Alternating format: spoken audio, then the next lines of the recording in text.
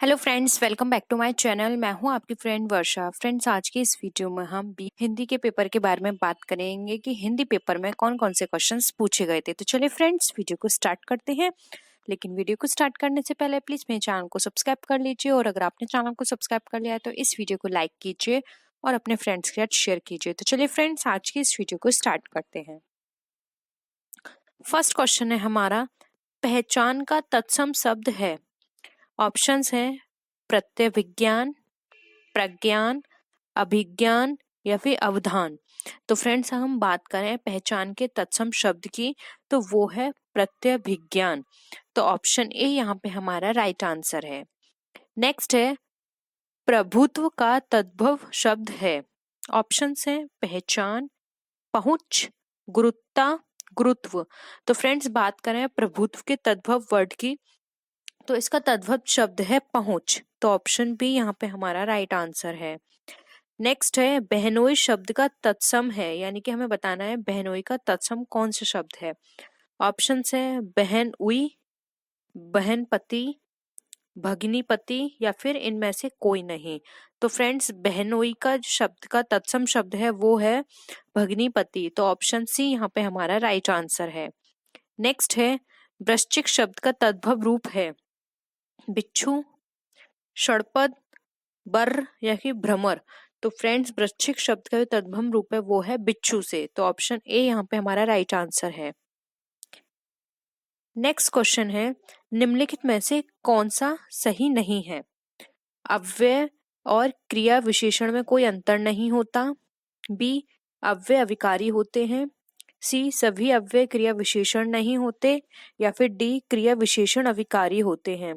तो फ्रेंड्स, बात करें इसमें से कि कौन सा सही नहीं है तो वो है अव्यय और क्रिया विशेषण में कोई अंतर नहीं होता, जबकि फ्रेंड्स अव्यय और क्रिया विशेषण में अंतर होता है। तो ऑप्शन ए यहाँ पे हमारा राइट आंसर है। नेक्स्ट है वह लाचार है क्योंकि वह विकलांग है। इस वाक्य में कौन सा अवयव है। ऑप्शंस हैं संकेतवाचक, कारणवाचक, परिमाणवाचक या फिर समुच्चय बोधक। तो फ्रेंड्स, अगर हम बात करें इसके राइट आंसर की कि वह लाचार है क्योंकि वह विकलांग है, तो इसमें है कारणवाचक, क्योंकि इसमें कारण बताया हुआ है वह इसलिए लाचार है क्योंकि वह विकलांग है। तो ऑप्शन बी यहाँ पे हमारा राइट आंसर है। नेक्स्ट है निम्नलिखित में से किस वाक्य में क्रिया विशेषण का प्रयोग नहीं है। वह कपड़े साफ धोता है, वह धीरे धीरे पढ़ता है, आम मीठा है या फिर समोसे ताजे बन रहे हैं। तो फ्रेंड्स, अगर हम क्रिया विशेषण की बात करें यहाँ पर तो क्रिया विशेषण की बात है कि आम मीठा है, यानी कि आम कैसा है, मीठा है। तो यहाँ पे ऑप्शन सी यहाँ पे हमारा राइट वो यहाँ पे पूछा है फ्रेंड्स कि क्रिया विशेषण का प्रयोग नहीं हुआ है। तो यहाँ पे आम मीठा है में किसी भी तरह की क्रिया की बात नहीं की गई है। तो ऑप्शन यहाँ पे सी हमारा राइट आंसर है। जबकि यहाँ पे कपड़े धोता है क्रिया दे रखा है, पढ़ता है, बन रहे हैं, इन सब में क्रिया का बोध हुआ है, लेकिन आम मीठा है में किसी भी तरह की क्रिया का प्रयोग नहीं हुआ है। तो ऑप्शन सी यहाँ पे हमारा राइट आंसर है। नेक्स्ट है जिस शब्द से क्रिया के होने का समय निर्धारित हो उसे कहते हैं कारक, काल, अव्यय या फिर क्रिया विशेषण। तो फ्रेंड्स, जिस शब्द से क्रिया के होने का निर्धारण होता है उसे कहा जाता है काल। तो ऑप्शन बी यहाँ पे हमारा राइट आंसर है। नेक्स्ट है निम्नलिखित में से किस वाक्य में क्रिया विशेषण का अशुद्ध प्रयोग हुआ है।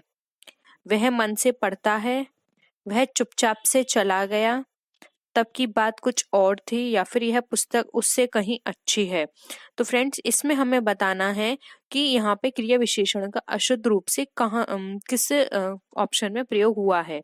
तो फ्रेंड्स, अगर हम यहाँ पे बात करें कि किसमें यहाँ पे अशुद्ध प्रयोग हुआ है तो वह है कि वह चुपचाप से चला गया। फ्रेंड्स, चुपचाप चला गया यहाँ पे राइट सेंटेंस ये होना चाहिए था, लेकिन यहाँ है चुपचाप से चला गया।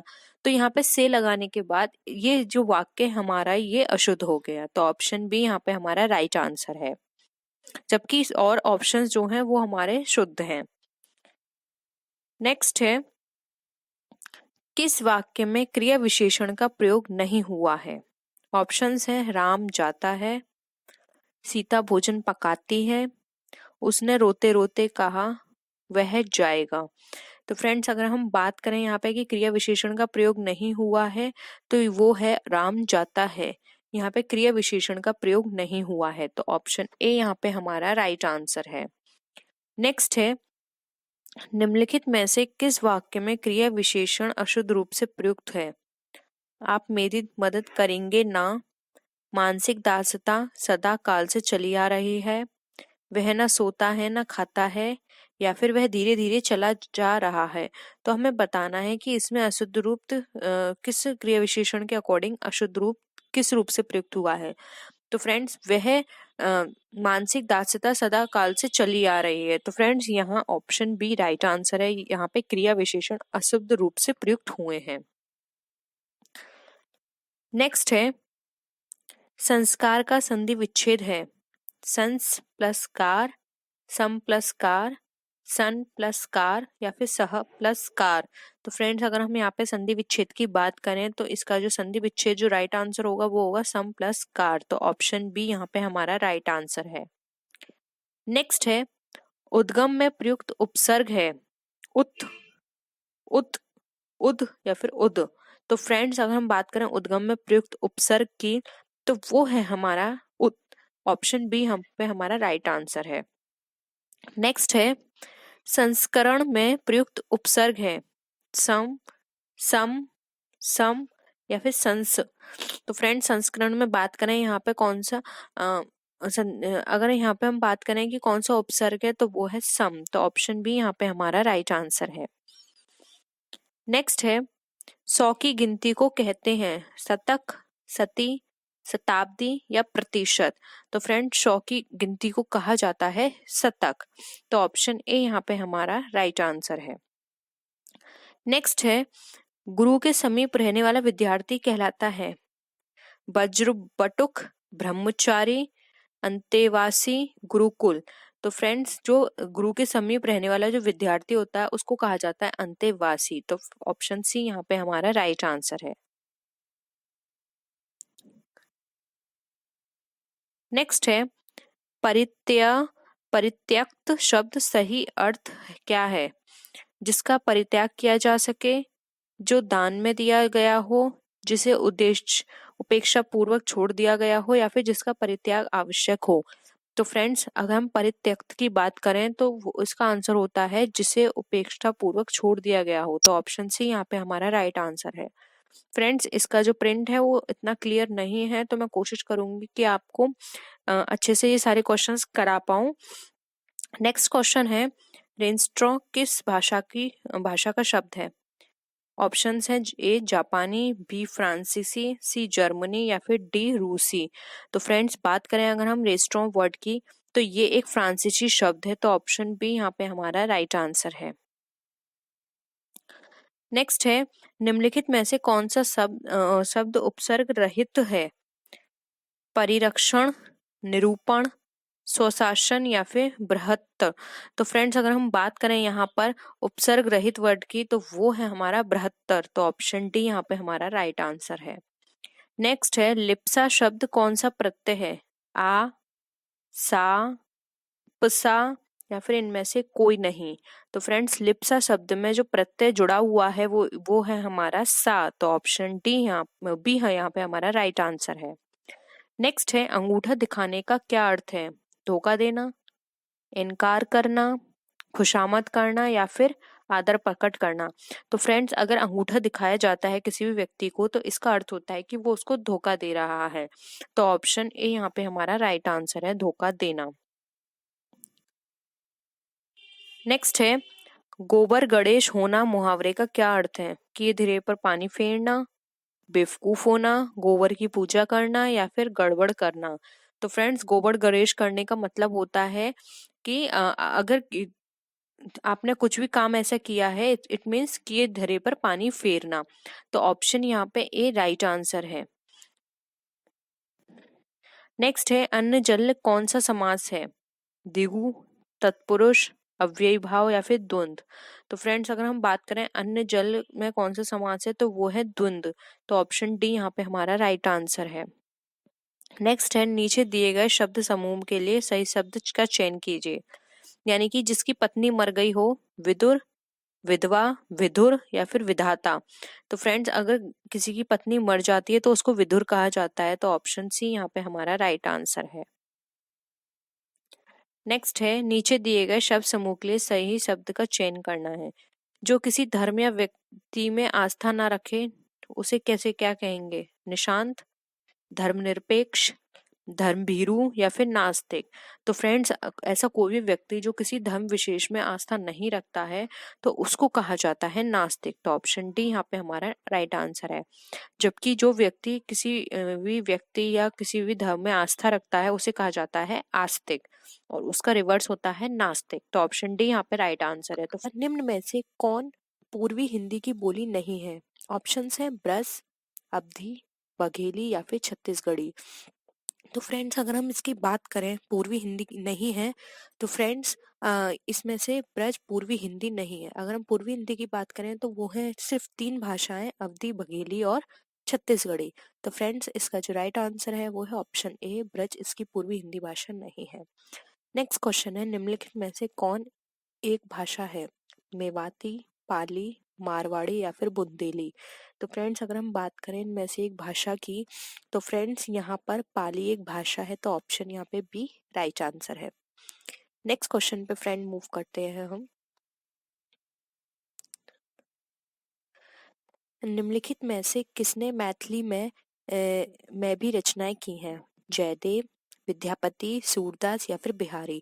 तो फ्रेंड्स अगर हम बात करें मैथिली भाषा में किसने रचनाएं की हैं, तो वो है विद्यापति। तो ऑप्शन बी यहाँ पे राइट आंसर है। नेक्स्ट क्वेश्चन पे मूव करते हैं हम लोग। नेक्स्ट क्वेश्चन है हमारा, निम्नलिखित में से कौन सा प्रांत हिंदी क्षेत्र के अंतर्गत नहीं आता है? हरियाणा, उत्तराखंड, गुजरात या फिर झारखंड। तो फ्रेंड्स अगर हम बात करें कि कौन सा प्रांत हिंदी क्षेत्र के अंतर्गत नहीं आता है, तो वो है गुजरात। तो ऑप्शन सी यहाँ पे हमारा राइट आंसर है। नेक्स्ट है, हिंदी दिवस किस दिन मनाया जाता है? 14 सितंबर, 14 अप्रैल, 2 अक्टूबर या फिर 26 नवंबर। तो फ्रेंड्स अगर हम बात करें हिंदी दिवस कब मनाया जाता है, तो ये मनाया जाता है 14 सितंबर को। तो ऑप्शन ए यहाँ पे हमारा राइट आंसर है। नेक्स्ट क्वेश्चन पे आते हैं, बिहारी हिंदी के अंतर्गत कौन सी बोली नहीं आती? मैथिली, मगही, भोजपुरी या फिर अवधी। तो फ्रेंड्स बात करें बिहारी अंतर्गत ना आने वाली भाषा की या फिर बोली की, तो फ्रेंड्स ये है हमारी अवधी। तो ऑप्शन डी यहाँ पे राइट आंसर है, अवधी बिहारी हिंदी के अंतर्गत नहीं आती है। नेक्स्ट क्वेश्चन है, निम्नलिखित में से किस राज्य की राजकीय भाषा हिंदी नहीं है? पंजाब, हरियाणा, उत्तराखंड या फिर मध्य प्रदेश। तो फ्रेंड्स यहाँ पर पंजाब की राजकीय भाषा हिंदी नहीं है, वो है पंजाबी। तो ऑप्शन ए यहाँ पे राइट आंसर है। नेक्स्ट क्वेश्चन पे आते हैं, किस देश में हिंदी बोली तथा लिखी जाती है? श्रीलंका, मॉरिशस, ईरान या फिर मिस्र। तो फ्रेंड्स अगर हम बात करें कि किस देश में हिंदी बोली और लिखी जाती है, तो वो देश है हमारा मॉरिशस। तो ऑप्शन बी यहाँ पे राइट आंसर है। नेक्स्ट है, मेवाती हिंदी किस उपभाषा वर्ग से संबंधित है? बिहारी, पहाड़ी, पश्चिमी हिंदी या फिर राजस्थानी। तो फ्रेंड्स इसका जो राइट आंसर है वो है option number D Rajasthani. Mewari Hindi की उपभाषा वर्ग से संबंधित है। तो ऑप्शन डी यहाँ पे राइट आंसर है। नेक्स्ट क्वेश्चन पे हम आते हैं, कौन सी बोली हिंदी की उपभाषा पहाड़ी की नहीं है? गढ़वाली, कुमाऊनी, कोंकणी या फिर इनमें से कोई नहीं। तो फ्रेंड्स बात करें कि कौन सी हिंदी की उपभाषा जो पहाड़ी की नहीं है बोली, तो वो है हमारी कोंकणी। तो ऑप्शन सी यहाँ पे राइट आंसर है, कोंकणी हिंदी की उपभाषा प्रणाली भाषा की नहीं है। नेक्स्ट है, निम्नलिखित में से कौन सत्य है? हिंदी भारत की राष्ट्र तथा राजभाषा दोनों है। तमिलनाडु की राजकीय भाषा हिंदी है। इंडोनेशिया की आधी आबादी हिंदी बोलती है। अवधी बिहार के दक्षिण इलाकों में बोली जाती है। तो फ्रेंड्स अगर हम यहाँ पे सत्य बात करें तो यहाँ पे ऑप्शन ए राइट आंसर है, हिंदी राष्ट्रभाषा भी है, राजभाषा भी है। जबकि कुछ लोग फ्रेंड्स लेकिन ये भी बोलते हैं कि हिंदी राष्ट्रभाषा नहीं है, राजभाषा है। तो इसमें मतभेद है, लेकिन हम अगर ऑप्शंस के अकॉर्डिंग जाएं तो हमारा यही ऑप्शन करेक्ट है, क्योंकि अगर हम ऑप्शन बी पे जाते हैं तो तमिलनाडु की राजकीय भाषा हिंदी नहीं है, वहाँ की तमिल है। और इंडोनेशिया की आधी आबादी हिंदी बोलती है, ये भी ऑप्शन करेक्ट नहीं है। और अवधी बिहार के दक्षिणी जिले में बोली जाती है, ये भी ऑप्शन करेक्ट नहीं है। तो यहाँ पे जो ऑप्शन ए है ये हमारा करेक्ट है, तो ऑप्शन ए यहाँ पे हमारा राइट आंसर है। नेक्स्ट क्वेश्चन पे आते हैं हम। भाषा संस्कृत की किस धातु से निष्पन्न हुई? भस्र, भाष्र, भाग या फिर भक। तो फ्रेंड्स अगर हम बात करें भाषा शब्द की किस धातु से उत्पत्ति हुई है, तो ये हुई है भाष्य, तो ऑप्शन बी यहाँ पे हमारा राइट आंसर है। नेक्स्ट है, निम्न में से कौन सा शब्द फारसी का नहीं है? हिंदी, हिंदू, हिंदुस्तानी या फिर संस्कृत। तो फ्रेंड्स अगर हम बात करें फारसी शब्द का नहीं है, तो वो है हमारा फारसी, वो है संस्कृत। संस्कृत हमारा फारसी का नहीं है, बाकी हिंदी, हिंदू और हिंदुस्तान ये हमारे फारसी के हैं। नेक्स्ट क्वेश्चन पे मूव करते हैं। निम्न में से किसे आधुनिक आर्य भाषा नहीं माना जाता है? ऑप्शंस हैं हिंदी, गुजराती, अपभ्रंश या फिर मराठी। तो फ्रेंड्स अगर हम आधुनिक आर्य भाषा की बात करें कि वो नहीं मानी जाती है, तो वो है हमारा राइट आंसर अपभ्रंश। बाकी हिंदी, गुजराती और मराठी ये हमारी आर्य भाषा मानी जाती है। तो ऑप्शन सी जो कि नहीं माना जाता है अपभ्रंश, इसका राइट आंसर है। नेक्स्ट क्वेश्चन पे आते हैं। प्राकृत भाषाओं से अपभ्रंश के परिनिष्ठित रूप का विकास हुआ है। किससे हुआ है? पश्चिम भारत से, मध्य भारत, दक्कन या फिर पूर्वी भारत। तो फ्रेंड्स इसका जो राइट आंसर है वो है ऑप्शन बी, मध्य भारत। जो प्राकृत भाषाओं से अपभ्रंश के परिष्ठित रूप का विकास हुआ है वो मध्य भारत से हुआ है। नेक्स्ट है, अपभ्रंश के कितने भेद प्रचलित हैं? 7, 5, 3 या फिर 10। तो फ्रेंड्स इसका जो राइट आंसर है अपभ्रंश के कितने भेद प्रचलित हैं, तो वो है option number C, 3। Next question पे आते हैं। नेक्स्ट क्वेश्चन हमारा फिल इन द ब्लैंक है। पाली को देश भाषा भी कहा जाता है। हमें बताना है पाली को कौन सी भाषा भी कहा जाता है? देश भाषा, देव भाषा, लोक भाषा या फिर जन भाषा। तो फ्रेंड्स पाली को जो भाषा कहा जाता है वो है देश भाषा, तो ऑप्शन ए यहाँ पे हमारा राइट आंसर है। नेक्स्ट है, मागधी निम्न में से किस भाषा को कहा जाता है? प्राकृत, पाली, संस्कृत या फिर हिंदी। तो फ्रेंड्स अगर हम बात करें मागधी को किस भाषा निम्न में से किस भाषा कहा जाता है, तो यहाँ पे जो राइट आंसर होगा वो होगा हमारा ऑप्शन नंबर बी, पाली। मागधी निम्न में से पाली को कहा जाता है, तो ऑप्शन बी राइट आंसर है। फ्रेंड्स ये क्वेश्चंस कुछ ऐसे क्वेश्चंस हैं जो कि हर बार रिपीट होते हैं, तो आप इन क्वेश्चंस को पढ़ लेंगे तो आपका ऑलमोस्ट जो सिलेबस है वो कंप्लीट होगा। आपको अदर क्वेश्चंस पढ़ने की जरूरत नहीं है, हम वो सारे क्वेश्चंस आपको अपनी क्लासेस में करा देंगे। तो अगर आप वो सारे क्वेश्चंस भी कर लेते हैं तो आपको अदर क्वेश्चंस पढ़ने की जरूरत नहीं पड़ेगी। नेक्स्ट है, आचार्य हेमचंद्र ने किसके व्याकरणों की रचना की है? प्राकृत तथा अपभ्रंश। सेकंड ऑप्शन है संस्कृत तथा प्राकृत। थर्ड ऑप्शन है अपभ्रंश तथा हिंदी। फोर्थ ऑप्शन है संस्कृत तथा हिंदी। तो फ्रेंड्स आचार्य हेमचंद्र की बात करें कि उन्होंने व्याकरण की रचनाओं की है, तो वो की है उन्होंने प्राकृत तथा अपभ्रंश में, तो ऑप्शन ए यहाँ पे हमारा राइट आंसर है। नेक्स्ट है, निम्न में से कौन प्राकृत का भेद नहीं है? शॉर्ट सैनी, अर्धमागधी, कोसली या फिर पैशाची। तो फ्रेंड्स अगर हम याद बात करें यहाँ पे कि कौन सा प्राकृत का भेद नहीं है, तो ऑप्शन सी यहाँ पे हमारा राइट आंसर है। कोसली हमारा प्राकृत का भेद नहीं है, जबकि प्राकृत के भेद में हमारे शॉर्ट सैनी आता है, अर्धमागधी आता है और पैशाची आता है। नेक्स्ट क्वेश्चन पे हम आते हैं। नेक्स्ट क्वेश्चन है हमारा कि व्याकरण दर्पण किसकी रचना है? शिवपूजन सहाय की, किशोरीदास वाजपेयी की, रामचंद्र शुक्ल की या फिर श्याम सुंदर दास की। तो फ्रेंड्स अगर हम बात करें व्याकरण दर्पण हमारी किसकी रचना है, तो फ्रेंड्स व्याकरण दर्पण हमारी रचना है शिवपूजन सहाय की, तो ऑप्शन ए यहाँ पे हमारा राइट आंसर है। नेक्स्ट क्वेश्चन पे हम आते हैं। हिंदी शब्द का प्रयोग सर्वप्रथम किस भाषा की रचना में हुआ है? संस्कृत में, पाली में, प्राकृत में या फिर फारसी में। तो फ्रेंड्स अगर हम हिंदी शब्द की सर्वप्रथम भाषा जो है वो यूज की गई है तो वो की गई है फारसी में। तो ऑप्शन डी यहाँ पे हमारा राइट आंसर है। नेक्स्ट क्वेश्चन पे आते हैं। नेक्स्ट क्वेश्चन है हमारा, भारत में बोलियों की संख्या कितनी निर्धारित की गई है?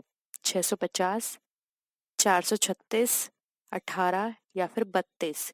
तो फ्रेंड्स अगर हम बात करें भारत में बोलियों की संख्या जो है वो कितनी निर्धारित की गई है, तो वो निर्धारित की गई है भारत में 436। तो ऑप्शन बी यहाँ पे हमारा राइट आंसर है। नेक्स्ट है, कौन रचनाकार अवधि क्षेत्र का नहीं था? प्रेमचंद, जयशंकर प्रसाद, भारतेंदु या फिर जैनेन्द्र। तो फ्रेंड्स अगर हम बात करें कि इसमें से कौन सा रचनाकार हमारा अवधि क्षेत्र का नहीं है, तो वो है जैनेन्द्र। ये हमारे अवधि क्षेत्र के नहीं थे। बाकी प्रेमचंद, भारतेंदु और जयशंकर प्रसाद, इन्होंने अवधि क्षेत्र में भी काम किया है। तो ऑप्शन डी ये हमारा यहाँ पे राइट आंसर है। नेक्स्ट क्वेश्चन पे आते हैं। तुलसीदास की रचना रामचरितमानस किस बोली की साहित्यिक रचना है? अवधी, ब्रज, मैथिली या फिर मगही। तो फ्रेंड्स तुलसीदास की जो रचना है रामचरितमानस, वो अवधी भाषा में लिखी गई है, अवधी साहित्य रचना है। तो ऑप्शन यहाँ पे ए हमारा राइट आंसर है। नेक्स्ट क्वेश्चन पे आते हैं हम। नेक्स्ट क्वेश्चन है हमारा, भारत की राजधानी पटना किस बिहारी बोली क्षेत्र में स्थित है? मैथिली, भोजपुरी, मगही या फिर अंगिकहा। तो फ्रेंड्स जो हमारी बिहार की राजधानी पटना है, वो हमारी जो बोली है वो मगही बिहारी बोली क्षेत्र में स्थित है। तो ऑप्शन सी यहाँ पे हमारा राइट आंसर है। नेक्स्ट क्वेश्चन है हमारा, भाषा वह साधन है जिसके द्वारा मनुष्य अपने विचार दूसरों तक भली भांति प्रकट कर सकता है, यह कथन किसका है? तो हमें बताना है कि ये जो डेफिनेशन दी गई है वो किसने दी है। महावीर प्रसाद द्विवेदी ने, कामता प्रसाद गुरु ने, रामचंद्र शुक्ल ने या फिर किशोरी लाल वाजपेयी ने। तो फ्रेंड्स जो भाषा वह साधन है जिसके द्वारा मनुष्य अपने हाव भाव, अपने विचार को दूसरों को पास भली भांति प्रकट करता है, तो ये डेफिनेशन दी है कामता प्रसाद गुरु ने। तो ऑप्शन यहाँ पे बी हमारा राइट आंसर है। फ्रेंड्स ये डेफिनेशन भी बहुत पूछी जाती है, तो हम वो सारे क्वेश्चंस आपको करा देंगे जिसको हमें जो लगता है कि हाँ एक्सपेक्टेड है, या फिर ये वाले क्वेश्चंस बहुत पूछे जा सकते हैं। ठीक है। नेक्स्ट है, जब कोई बोली या भाषा व्याकरणिक ढांचे में ढलकर व्यवस्थित रूप ग्रहण कर लेती है तो उसे कहते हैं। यानी कि अब हमें बताना है कि ऐसी कोई भी बोली या भाषा जो कि व्याकरण ढांचे में हम उसको ढालकर व्यवस्थित रूप लेते हैं तो उसको क्या बोलते हैं? क्षेत्रीय भाषा, परिनिष्ठित भाषा, राजभाषा या फिर राष्ट्रभाषा। तो फ्रेंड्स जब हम उसको व्याकरण ढांचे में उसको ढालकर ग्रहण करते हैं तो उसको हम परिनिष्ठित भाषा बोलते हैं। तो यहाँ पे ऑप्शन बी हमारा राइट आंसर है। नेक्स्ट क्वेश्चन पे आते हैं हम। वर्णों के मेल से जिस सार्थक वर्ण समूह या ध्वनि समूह की सृष्टि होती है उसे कहते हैं अक्षर, शब्द, वाक्य या फिर उपवाक्य। तो फ्रेंड वर्णों के मेल से जिस सार्थक वर्ण समूह या ध्वनि की हमारी सृष्टि होती है उसे हम शब्द कहते हैं। तो ऑप्शन बी यहाँ पे हमारा राइट आंसर है। फ्रेंड्स ये वाला क्वेश्चन मैंने कल आपको कल वाली क्लास में भी आपको बताया था, लेकिन वहाँ पे ये क्वेश्चन थोड़ा अलग तरीके से पूछा गया था। तो हर बार इस तरह के क्वेश्चंस थोड़ा घुमा के पूछे जाते हैं, तो अगर आपको कॉन्सेप्ट क्लियर होगा तो आप इस तरह के क्वेश्चन इजीली कर सकते हैं। नेक्स्ट क्वेश्चन पे आते हैं हम। जो भाषा देश की जनता की जागृति से जुड़कर व्यापकता ग्रहण करती है वह है राजभाषा, राष्ट्रभाषा, परिनिष्ठित भाषा या फिर अलंकृत भाषा।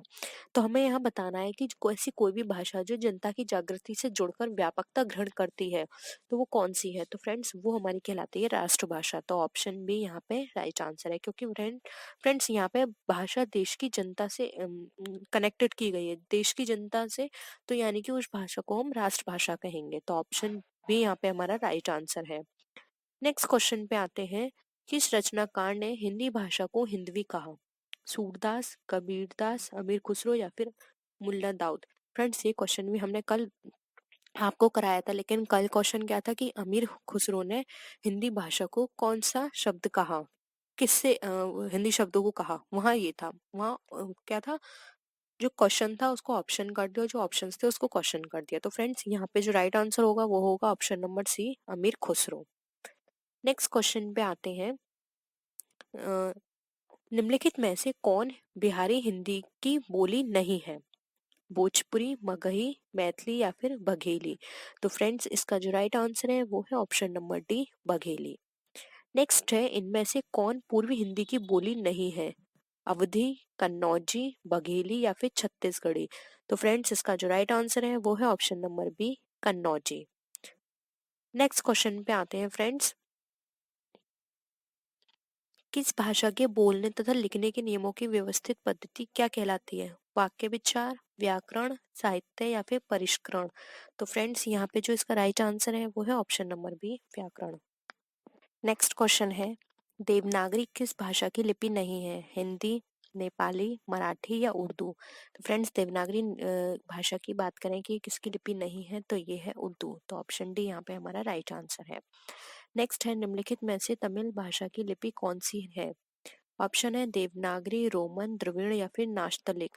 तो फ्रेंड्स अगर हम बात करें तमिल भाषा की लिपि की, तो फ्रेंड्स इसका जो राइट आंसर होगा वो होगा ऑप्शन नंबर सी, तमिल भाषा की जो लिपि है वो है द्रविड़।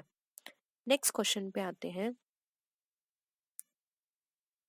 निम्नलिखित में से कौन हिंदी की उपभाषा नहीं है? पश्चिमी, पूर्वी, पहाड़ी या दक्षिणी? तो फ्रेंड्स अगर हम बात करें उपभाषा की कि हिंदी की उपभाषा नहीं है तो वो है option number D, right answer, दक्षिणी। नेक्स्ट क्वेश्चन है, भाषा का वह रूप जिसका प्रयोग सामान्य जनता अपने समूह या घरों में करती है उसे कहते हैं? परिनिष्ठित भाषा, क्षेत्रीय बोली, राजभाषा या फिर राजकीय बोली? तो फ्रेंड हमें वो भाषा बतानी है जो कि एक नॉर्मल पर्सन, एक सामान्य जनता अपने घरों में या फिर अपने समूह में या अपने ग्रुप में बोलती है। तो फ्रेंड्स उस भाषा को बोला जाता है क्षेत्रीय बोली। तो ऑप्शन बी यहाँ पे हमारा राइट आंसर है। नेक्स्ट क्वेश्चन है, मध्यकाल में काव्य भाषा के रूप में सर्वाधिक प्रचलित बोली थी? राजस्थानी, मगही, ब्रजभाषा या बघेली? तो फ्रेंड्स अगर हम यहाँ पे बात करें तो हमारा जो राइट आंसर होगा वो होगा option number C, Brajbhasha. Friends आज की इस वीडियो का हमारा लास्ट क्वेश्चन है, अमीर खुसरो की रचनाएं किस बोली में रचित हैं? अवधी, राजभाषा, खड़ी बोली या कन्नौजी? तो फ्रेंड्स अमीर खुसरो ने जो रचनाएं लिखी हैं वो लिखी हैं खड़ी बोली में। तो ऑप्शन सी यहाँ पे हमारा राइट आंसर है। तो फ्रेंड्स ये थी हमारी आज की वीडियो। आई होप आपको क्वेश्चंस पसंद आए होंगे। क्वेश्चन पसंद आए तो वीडियो को लाइक कीजिए, अपने फ्रेंड्स के साथ शेयर कीजिए। किसी भी तरह का कोई भी डाउट लगता है तो आप नीचे कमेंट सेक्शन में लिख सकते हैं, हम कोशिश करेंगे जल्द से जल्द उसको पूरा करने की। तो फ्रेंड्स नेक्स्ट वीडियो में हम फिर मिलते हैं और भी अच्छी वीडियोस के साथ। तब तक के लिए बाय बाय।